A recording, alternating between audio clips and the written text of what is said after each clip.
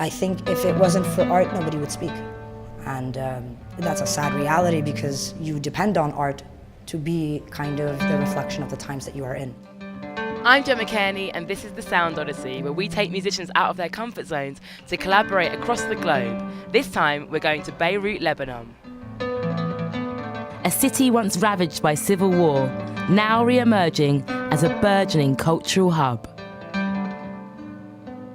The first musician I'm taking on this journey is Nadine Shah, a British Muslim artist from the northeast of England.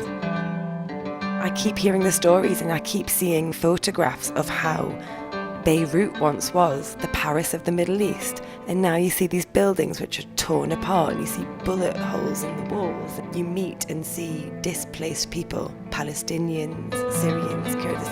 All of a sudden it's real. Nadine was born in the northeast of England to a mother of Norwegian ancestry and a dad who's Pakistani.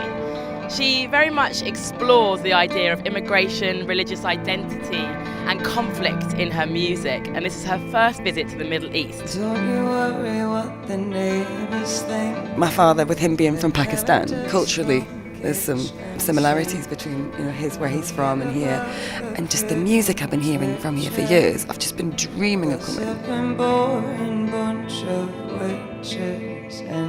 Nadine will be collaborating with Lebanese singer-songwriter and musicologist Yumna Saba. Whatever you do that's going out to the public is somehow political. Like you're taking a stance, whether you like it or not. And like in my case, I don't write political lyrics, but it's a political stance to just do whatever I'm doing. Both have different cultural reference points, different heritage and different musical styles, but hopefully the mixing of minds will result in them creating an interesting G-track. Hello, finally meet. Nice to meet you. Same here. Oh, wow. Cool down. City. Yeah. Such a beautiful city.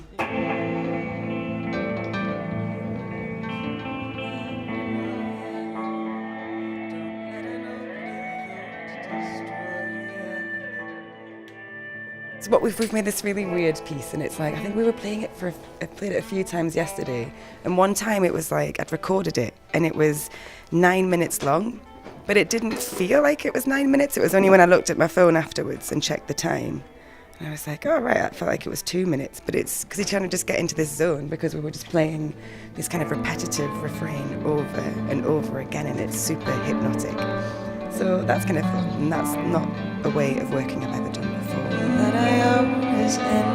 There are serious undertones to living in Beirut, and I'm wondering whether that's reflected in the track because it is quite moody. So with one of the lyrics, a lot of it's about not belonging to a particular place and kind of being an outcast. So I thought that would be more poignant in this space, and it just seems ever so more, I don't know, it's kind of right.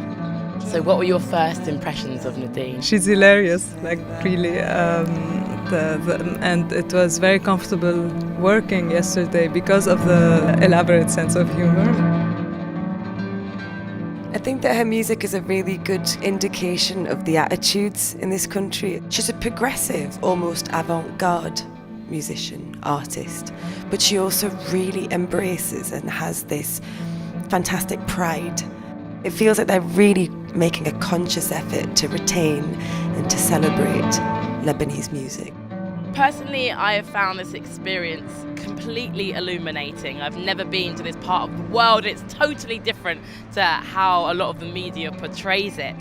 I think the piece of music that Yumna and Nadine have created together really symbolises a feeling of this city. Here in Beirut there is a mishmash of old and new, traditional versus progression, and a sense of resilience, a sense of hope and a sense of determination.